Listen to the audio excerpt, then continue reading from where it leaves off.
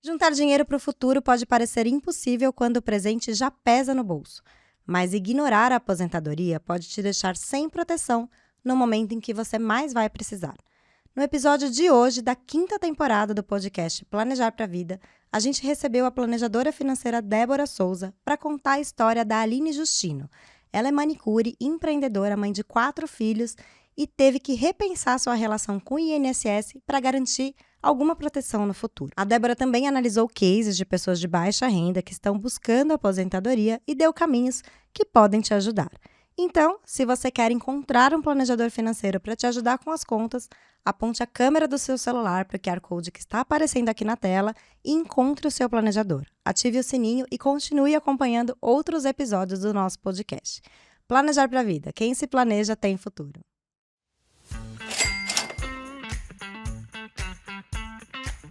Olá, seja bem-vindo ao Planejar para a Vida, o podcast da Planejar.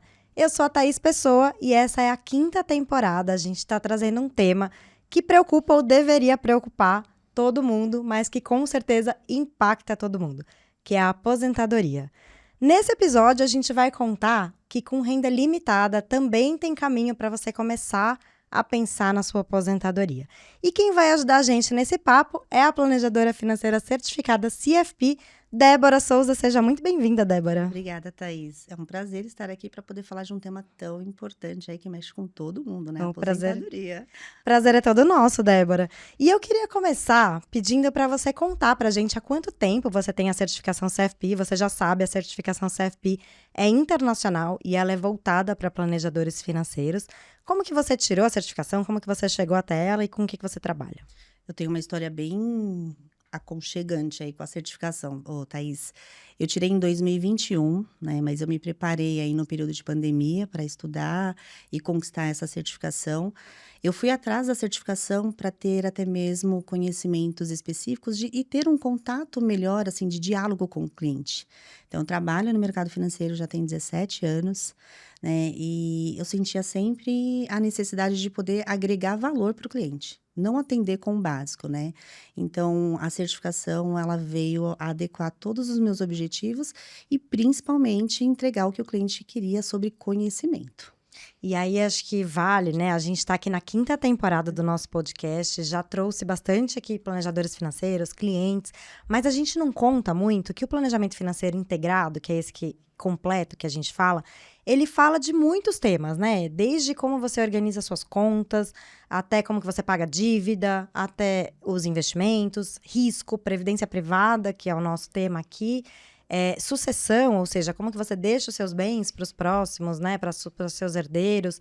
Então, acho legal contar que você trabalha em banco e você consegue incluir, né, os conceitos do planejamento financeiro com os seus clientes lá no banco, por exemplo, né? Exatamente. É na prática que eu consigo entregar o melhor do atendimento para o cliente, né? Então, desde a gestão financeira, né, sobre a disponibilidade de recursos que ele tem para fazer, atingir as metas, os objetivos que ele tem aí com relação ao recurso dele, até a sucessão patrimonial. E, sem dúvidas, o know-how que essa certificação traz, ela agrega muito valor, né? Muita capacitação e gera um relacionamento e uma confiança constante do cliente com você. Ele não toma decisões sem antes entender o passo que ele está dando sobre o objetivo dele, sem falar com você. E nesse episódio, a gente está trazendo alguns cases que vão mostrar pra gente isso que a gente contou aqui no começo, né? Que a aposentadoria pode ser também para quem tem renda limitada. E aí, você contando a sua história, você estava falando que atende seus clientes, mas você também atende amigos de vez em quando, faz ali algum trabalho voluntário. E a gente trouxe um case que eu queria passar a palavra para você para contar, que é o case da Aline Justino. Ela é sua amiga, ela é manicure e cabeleireira, ela tem 32 anos, é mãe de 4 filhos, empreende, né, de forma autônoma e já passou um período sem contribuir com o INSS, aqui pra gente trazer um case mesmo da vida dela, e já percebeu a importância de se planejar para a aposentadoria. Então, Débora, conta pra gente quem é a Aline e como que foi esse contato seu com ela e como que vocês começaram a falar de dinheiro. A Aline, eu conheci ela exatamente no salão, né, ela tem lá um salão de atendimento dela, faz unha, cabelo, então ela trata dessa parte aí mais estética da mulher, né, e ela é muito comunicativa, é empreendedora, então eu fui filtrando informações da Aline justamente porque, eu via que a vida da Aline só ia acontecendo, né, então mediante a todos esses desafios aí, né, aqui ainda tem vou acrescentar uma informação que além dela ter 4 filhos, ela tem 2 enteados, um dele é autista, então ela tem uma necessidade de cuidado específico com as crianças, né. E foi conversando com ela, perguntando como que ela fazia para administrar todos esses papéis que ela executa na sociedade, mãe, empreendedora, esposa, dona de casa, como que ela fazia com as finanças dela? E ela não soube responder inicialmente. Ela falava: "Olha, só vai acontecendo", né, então a vida dela só veio acontecendo. Porque ela não teve contato desde recente, assim, desde nova, na verdade, com educação financeira, que é, infelizmente, um gap da sociedade como um todo, né, e que vamos conseguir diminuir esse risco aí também. E eu fui conversando com ela para entender como que ela fazia essa gestão. Dentro de tudo isso, eu comecei a me apresentar um pouquinho mais para ela, no que eu trabalhava, e ela sempre falava: "Ai, não, mulher, esse negócio de planejamento financeiro é só para quem tem dinheiro. Aqui eu trabalho para pagar as contas, sobra pouquinho e esse pouquinho não vai ser suficiente para investir". E eu fui quebrando essas objeções da Aline, né. Apresentei para a Aline que, mesmo na condição que ela estava, ela tinha oportunidade de conquistar o planejamento financeiro dela, e inclusive aqui na Planejar, a gente tem várias ações voluntárias que para quem hoje não dispõe, né, do recurso por uma situação limitada, ou seja ela qual for, consegue buscar ajuda, né. Então, hoje, por exemplo, o meu atendimento junto à Planejar é voluntariado, então a gente faz aí um programa social junto com o ADESAMPA, né, a Agência de Desenvolvimento de São Paulo, com os TEIAs, que são, exatamente os programas para dar orientações ao microempreendedor individual, seja ele na situação regular ou não, de como executar um planejamento financeiro. Tá? Então, foi desta forma que eu fui conseguindo aí quebrar as objeções da Aline. Ela foi, inclusive, participar desses atendimentos, né, para entender melhor, justamente porque eu falei: vai lá, mulher, é gratuito, você está reclamando, então vamos aproveitar a oportunidade. E ela foi conquistando confiança e entendendo dessa importância. E tendo feito aí todo essa tratativa dela, um belo dia ela assim, sentiu na pele a necessidade de pensar também no planejamento de aposentadoria. Olha que legal. E é muito engraçado te ouvir falando, porque essa pessoa que cuida de 6 crianças, né, que cuida de um negócio, que cuida de uma casa, acha que não tem planejamento financeiro. Pois É é. muito difícil você organizar todas essas pontas, né? Exato. E isso exige um planejamento, ainda que você não perceba que você faça, você faz, porque você precisa pagar todas as contas no final do mês, né? E aí a Aline, quando ela começou a ter contato, então, com as informações que vocês levavam pelo projeto social, ela conseguiu mudar o jeito de olhar para o dinheiro? Mudou totalmente. Ela começou a colocar primeiramente na ponta do lápis, né, a Aline falava que ganhava X, eu falava: "Mas vamos ver se realmente você ganha X?", né, vamos fazer uma análise aí diferenciada, entender como que é a constituição das suas reservas, a constituição da sua renda e para onde você despende aí os seus recursos em relação às suas despesas. Foi onde ela começou a melhorar a gestão de fluxo de caixa dela, a ter recursos mais eficientes destinado para a empresa dela, né, pro salão.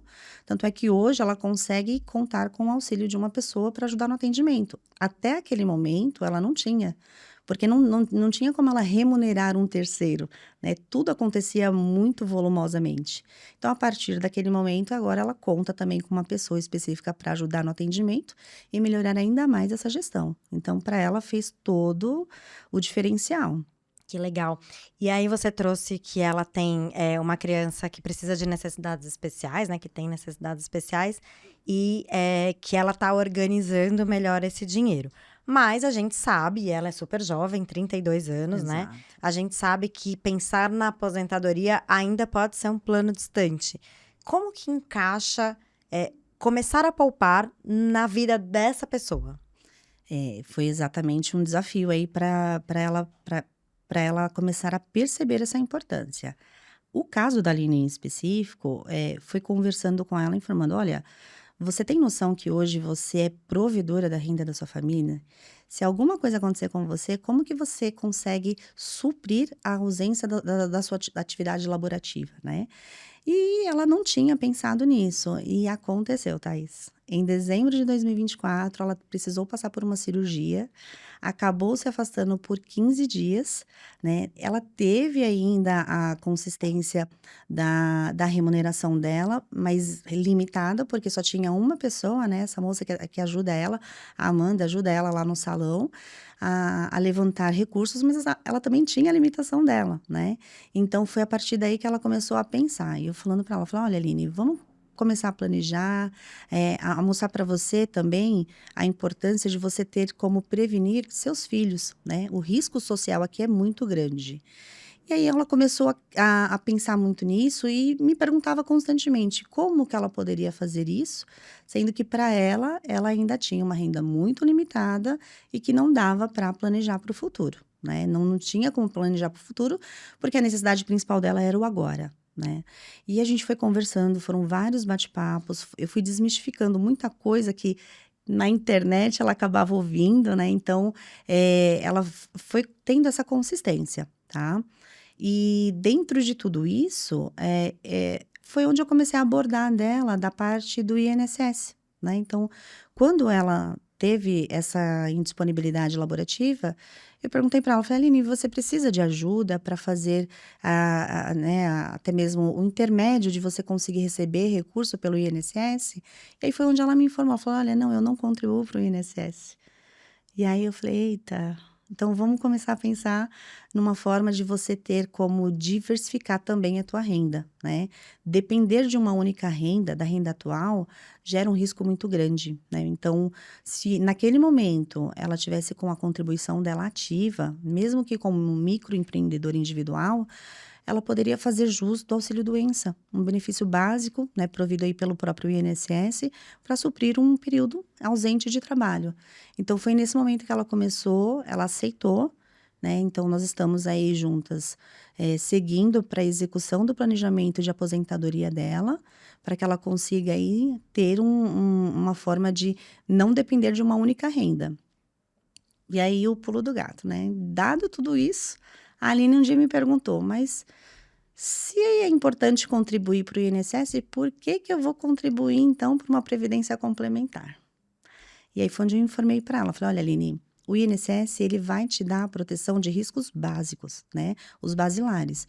Então se você precisar, como MEI, você vai ter lá, mediante a sua contribuição de fácil acesso, você vai ter acesso à aposentadoria quando você concluir todos os requisitos mínimos necessários, vai ter o auxílio-doença para caso de indisponibilidade temporária, né, pensão por morte, então se você vir a falecer, acontecer alguma coisa, né, de fatalidade com você, seus dependentes passam a receber esse auxílio, né, então faz todo sentido a gente começar. E também o auxílio maternidade." Ela falou que isso ela dispensa, tá? Ela não tá Então, pensando em filhos não, por ela falou enquanto. que isso ela vai deixar.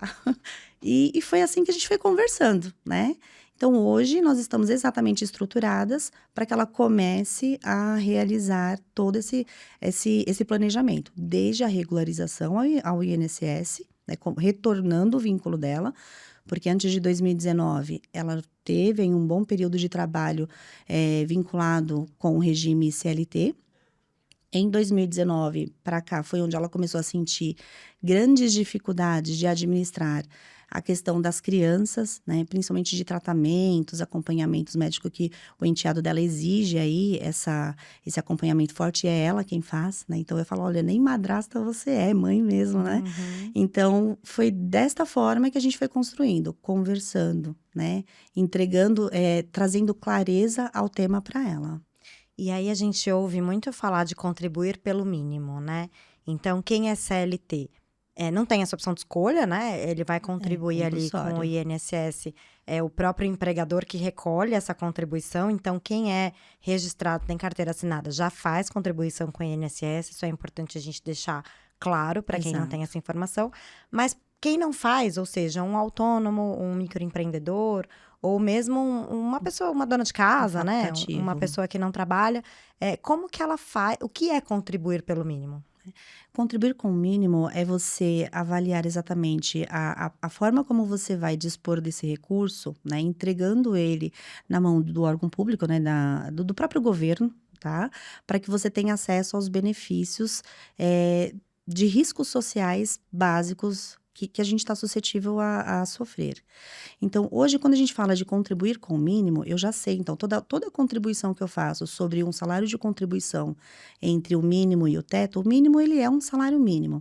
E o teto, ele hoje limitado aí, né? Tem uma limitação.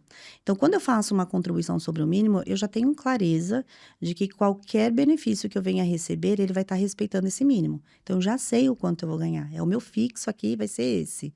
Né? Então, quanto maior for a tua contribuição, mas também respeitado o valor mínimo e o teto, maior você vai ter de proteção desse risco social. Então, se hoje eu quero ter uma proteção sobre R$ 3.000, então eu vou fazer uma contribuição em cima deste valor, né, para que eu tenha acesso.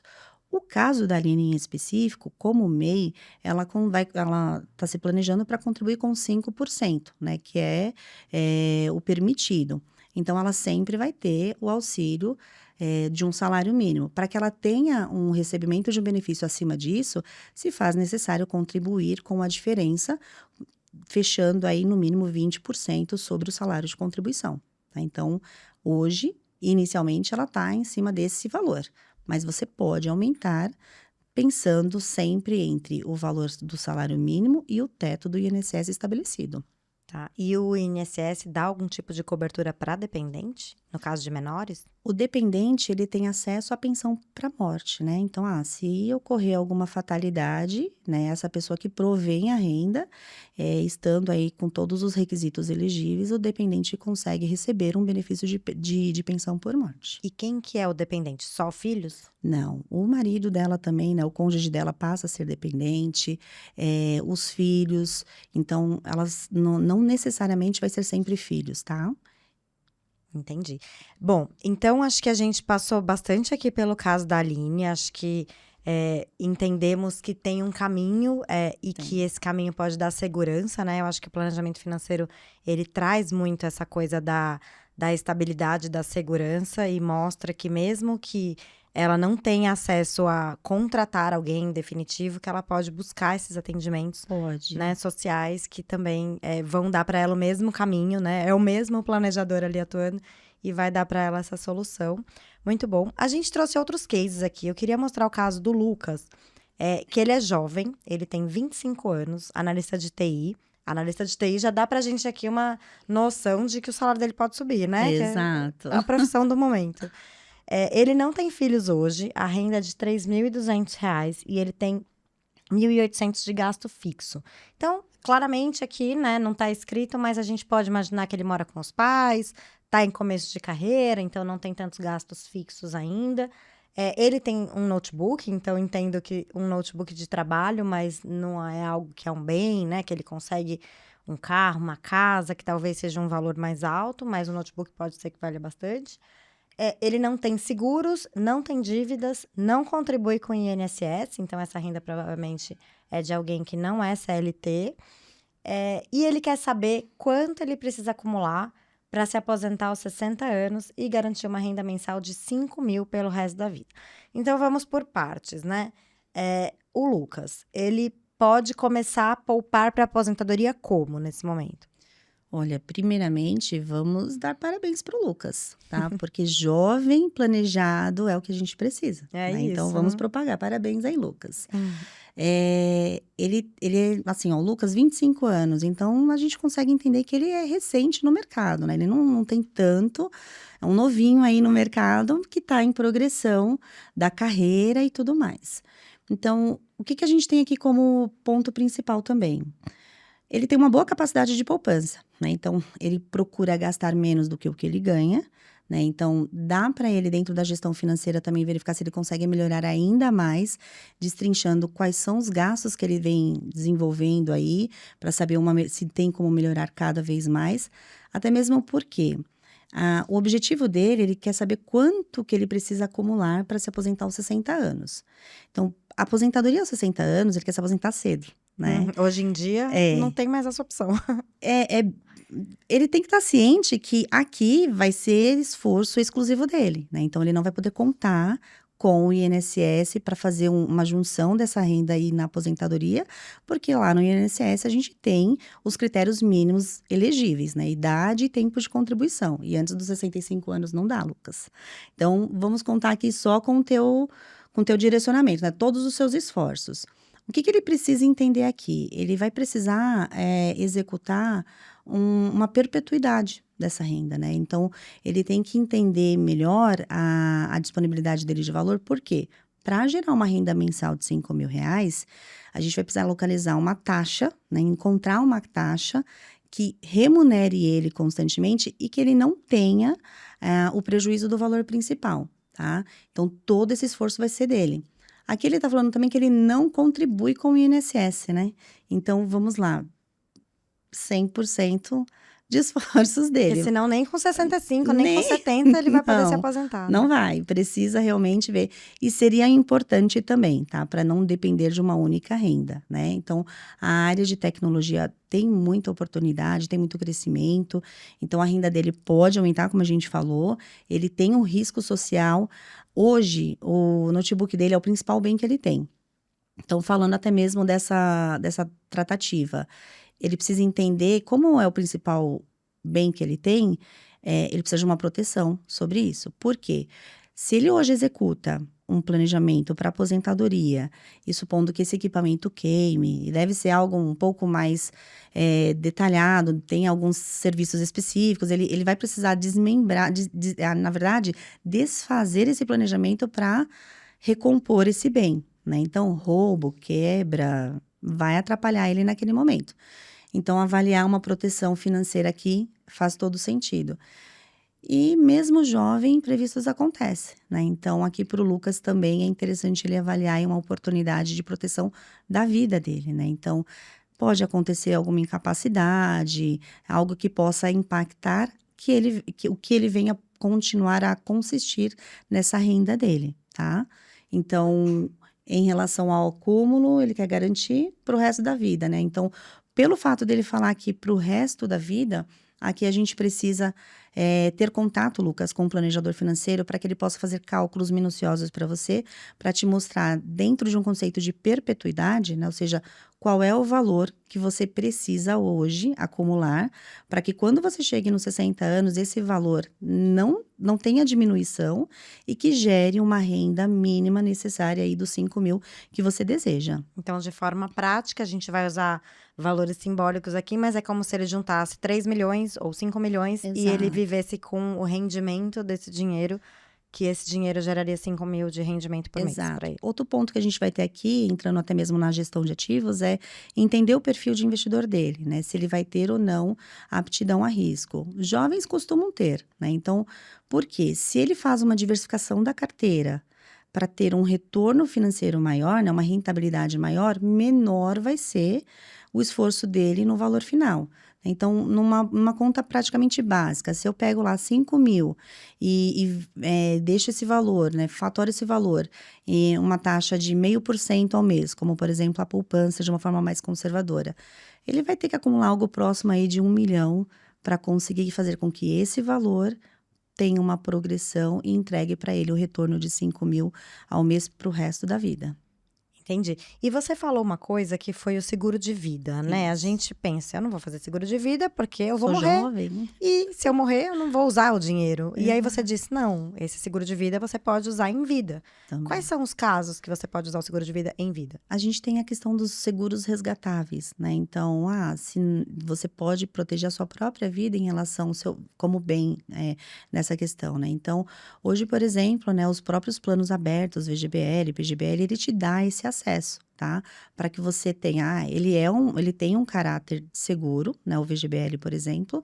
Então, eu tenho como colocar até mesmo beneficiários à disposição, porque se alguma coisa acontece comigo, eles passam a receber o recurso acumulado, né? Até mesmo com liquidez, porque tem uma facilidade de recebimento por não entrar hoje em inventário. E ele também pode fazer usufruto desse benefício, né, fazendo um acúmulo aí e ter aí a utilização do valor. Muito bom. Bom, a gente vai agora para o nosso segundo caso, que é o da Sandra. A Sandra tem 38 anos, ela é vendedora autônoma, ela tem 2 filhos, uma renda mensal de R$ 5.500 e gastos fixos de R$ 4.800. Ela não contribui com o INSS. Patrimônio e dívidas. Ela tem um carro popular quitado, ela tem um apartamento em usufruto. Usufruto, depois você pode explicar pra gente o que significa, né? Mas significa que o apartamento pode não ser dela, ela pode estar morando lá por direito de alguém que deixou esse apartamento para ela. Ela tem dívidas no cartão de crédito e um empréstimo consignado, que eu entendo que está dentro ali dos gastos fixos dela. Lembrando que aqui a gente está falando de gastos fixos, mas não de gastos variáveis, né? Então, obviamente, Exato. pode ser que o que sobra realmente seja pouco, porque ela gasta ainda com outras coisas. E ela quer saber quando e como começar a guardar dinheiro para se aposentar aos 65 anos, mantendo uma renda próxima à atual.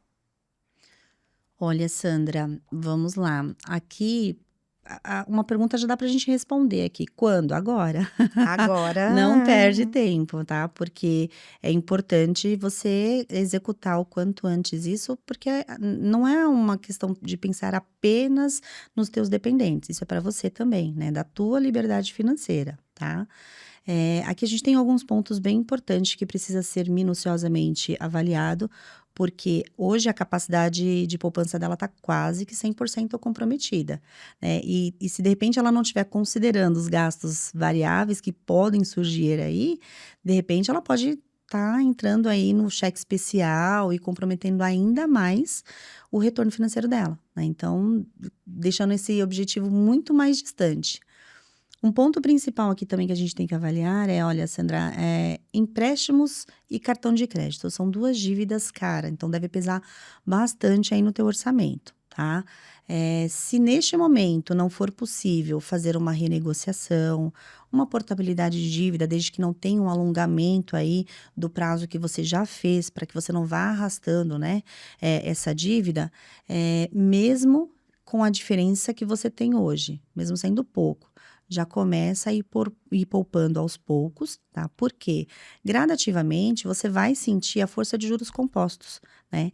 E são exatamente essa situação dos juros compostos que vai fazer o dinheiro trabalhar para você, não tenha dúvidas, né? Mesmo com pouco, não tem como a gente fugir assim da possibilidade. Ela existe, só precisa de uma ação. Então, o planejamento financeiro, ele é ação. Né? Então, eu tô tomando uma ação de fazer o planejamento financeiro. Só que executar esse planejamento financeiro vai ser a sua determinação. Então, eu vejo que você está bem determinada aqui, né? Já está pensando, você consegue fazer essa estrutura mesmo com pouco. E quando você fala ali como começar a guardar dinheiro, inicialmente, assim, para quem está nessa situação, muito provavelmente pode ser que você ainda não tenha experiência com gestão de ativos. Então, onde eu vou investir? Eu entendo aqui que ela está perguntando onde investir. Inicialmente, você pode começar com os fundos previdenciários, né, de disponibilidade aí de entidades abertas. VGBL. Por que o VGBL? Porque você não faz contribuição para o INSS.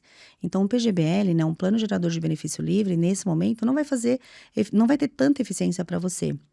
Então, o VGBL, o Vida Gerador de Benefício Livre, ele vai te dar essa proteção aí da questão dos seus dependentes.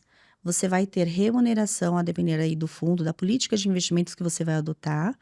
E com valores menores, você tem acesso a uma gestão de expertise aí de mercado, né? Então, grandes gestores pegam todo o seu volume, o volume de outros investidores, buscam ativos para fazer uma rentabilização aí mais eficiente na carteira.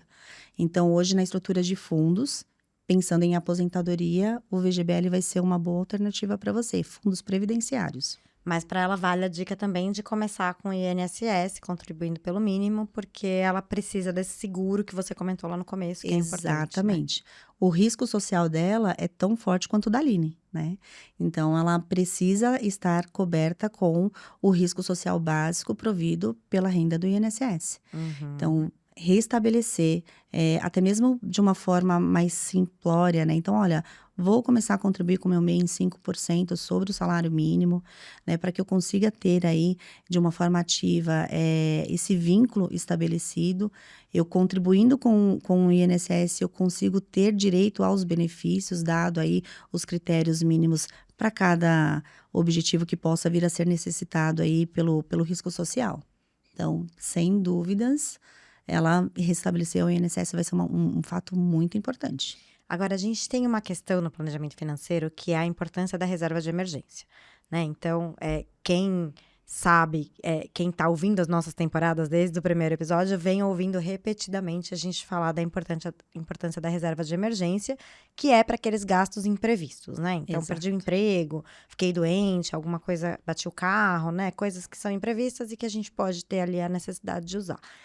Quem está chegando perto da aposentadoria pode transferir essa reserva de emergência para a aposentadoria, para um fundo de previdência? Existe esse caminho de juntar as coisas? Você até pode, tá?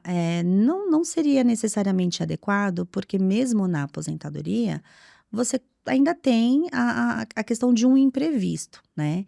Então, hoje, por exemplo, se eu executo um planejamento de aposentadoria e eu começo a ter o recebimento desse fruto, então vamos supor que eu estou recebendo através de um plano de previdência. Então, a previdência, eu vou receber esse recurso e aí eu vou destinar a forma como eu vou receber. Se eu vou colocar o dinheiro todo na mão da seguradora, para que ela faça o pagamento conforme tratado mês a mês, ou se eu vou administrar de acordo com a minha necessidade de resgate. Para quem faz a gestão do resgate, existe um período de carência quando você faz o usufruto do recurso. Então, se eu resgato hoje, um novo resgate eu só posso concluir daqui 60 dias. Então, eu tenho que ter essa programação, tá? Por esta razão, acho interessante mesmo assim manter um mínimo de reserva de emergência, né, um mínimo aí, nem que seja 6 meses, o ideal é 12 das suas despesas, né, que você tem aí recorrente. Mas se você puder manter um mínimo necessário, vai te ajudar, porque se algum imprevisto acontecer, você consegue usufruir e de repente você está nessa janela de carência, aí pode piorar cada vez mais, você vai buscar crédito no mercado de uma forma mais cara. Então, não desestabilizar isso é importante, né? Até mesmo para você ter um controle do que é reserva de emergência e dessa complementação da sua aposentadoria. Muito bom. Agora a gente vai então para o nosso terceiro caso, é o do Rogério. Ele tem 48 anos, ele é motorista, ele é representante comercial. Ele tem um filho na faculdade e renda de R$ 7.500 e gastos fixos de R$ 6.700. Ele possui um carro quitado, uma casa pequena, mas é própria. Ele contribui com o INSS desde os 25 anos, então aí, né, mais de 20 Já anos de tem um tempo. contribuição. Não tem dívidas, o que é raro no Brasil hoje, né? Parabéns, Rogério. E ele quer saber se ainda dá tempo de se aposentar com uma renda de R$ 5.500. Dá sim, viu, Rogério? Então, olha só, como você já tem um período bem expressivo de contribuição ao INSS, o que você consegue fazer aqui é verificar aproximadamente como que está as suas contribuições, tá? Porque quando a gente entra lá no próprio aplicativo do Meu INSS, você consegue baixar o extrato das suas contribuições. E ali você tem uma clara visão de aproximadamente quanto que você vai ter de remuneração. Existem cálculos específicos e um planejador financeiro vai fazer isso para você de uma forma muito tranquila para você ter acesso a tudo isso, para que você consiga fazer então o complemento, né, dessa renda. Então, hoje, se você quer uma renda de 5.500, quanto dessa renda vai ser proposta pelo INSS? Para que você consiga fazer o teu planejamento da diferença, né? Assim, o teu esforço se torna menor. Isso aqui é uma associação eficiente, tá? Para Uhum. você conseguir executar esse plano. Os teus gastos, né? Também você tem uma capacidade de poupança aqui, que é importante, assim, dá para você trabalhar bem tudo isso, não possui dívidas, a casa ela tá quitada. Tem a questão do teu filho, né, como na faculdade, então aqui você tem um gasto importante quando há necessidade de contribuir, talvez ele não tenha ainda renda própria para se prover e você vai ajudar ele. Então, outro ponto aqui, em termos de seguro, ele não fala de seguro, né? Não. Para tudo isso aqui, acho que seria importante também você validar uma oportunidade com o seguro de vida, tá? Pensando na questão do teu filho na faculdade, porque se hoje você é quem faz o pagamento das mensalidades, se a tua renda acaba sendo diminuída, né? Tem uma perda expressiva aí da capacidade da tua renda, como que vai suprir tudo isso? Então, um seguro aqui pode ser muito vantajoso, um seguro educacional, por exemplo, né? Para garantir os estudos, né, do filho até o último momento aí da conclusão. E também melhorar um pouquinho mais essa gestão financeira, se for possível, tá? Para conseguir executar de uma forma mais eficiente. Quanto menos você tem de gastos, né, maior vai ser a sua capacidade financeira.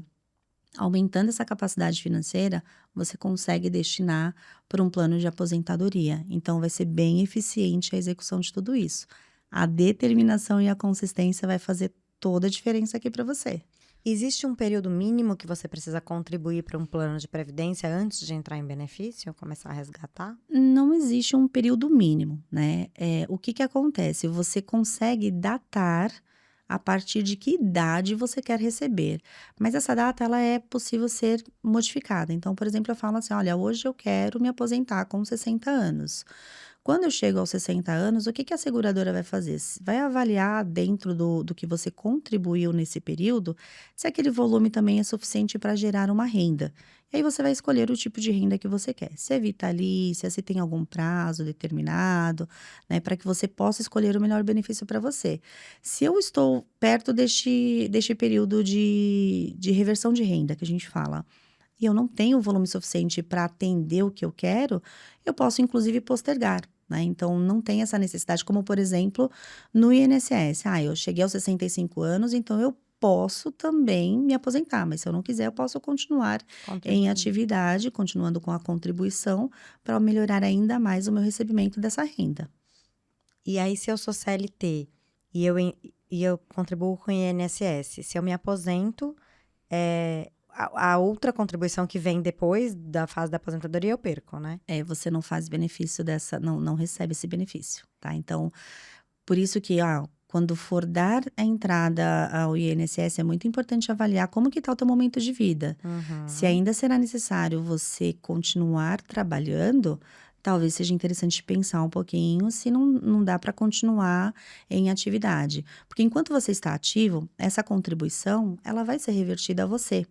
A partir do momento que você aposenta e aí você volta para a atividade, continua tendo essa contribuição, ela se perde, né? Ela não traz benefício, não tem retorno para você.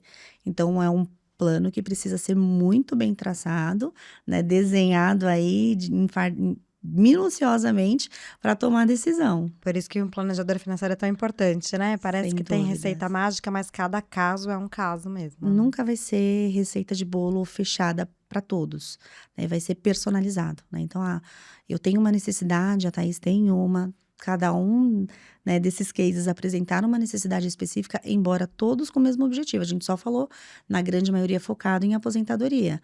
Mas aqui com uma necessidade um pouquinho maior de olhar a questão da gestão de fluxo de caixa, o outro de uma proteção social, né? Então, tem aí pontos específicos que precisam ser trabalhados. Muito bom.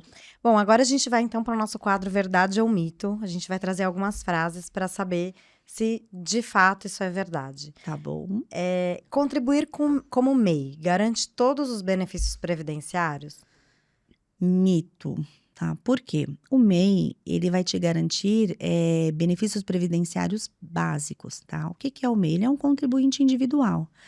Então, lá na Lei 8.213, né, que rege aí todos os benefícios da Previdência Social, ela estabelece exatamente isso. Então, o MEI, ele tem um acesso com um valor menor, né, uma facilidade maior, então ele vai ter o risco social básico dele garantido. Então, ou seja, o auxílio-doença, o salário maternidade, a aposentadoria e a pensão por morte se necessitar, né, necessitar. Mas todos os benefícios elencados como contribuinte individual, não. Tá.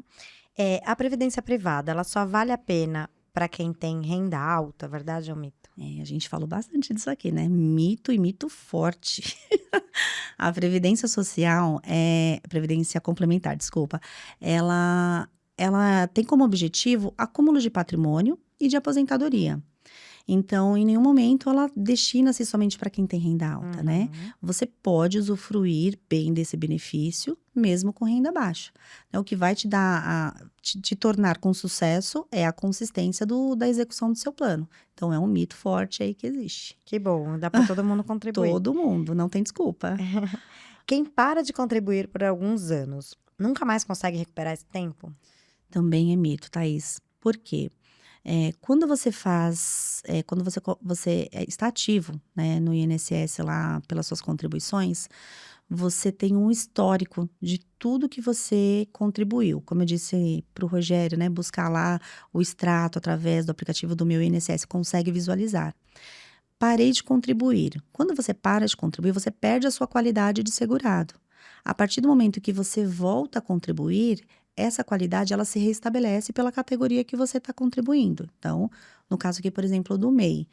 Quando o MEI ele for se aposentar, o que vai acontecer? Esse período que houve de contribuição, inclusive quando ele era do CLT, se junta. O que não vai contar é o período que não houve a contribuição. Se algo acontece com ele nesse período sem contribuição, ele não tem a proteção social. Mas no momento em que for utilizar o benefício na aposentadoria, ele conta sim, não se perde. E quando ele retoma a contribuição no primeiro mês, ele já está coberto de novo? Ele está coberto novamente. Muito bom. Bom, então agora a gente vai para as perguntas do público, que as pessoas mandam as suas perguntas lá na nossa página no Instagram, Planejar para a Vida, mande a sua também. A Juliana, ela diz que é autônoma, tem 35 anos e nunca contribuiu com o INSS. Muita gente aqui não está contribuindo com o INSS, a gente acha que todo mundo contribui. Ainda dá tempo de começar? Ela tem 35 anos.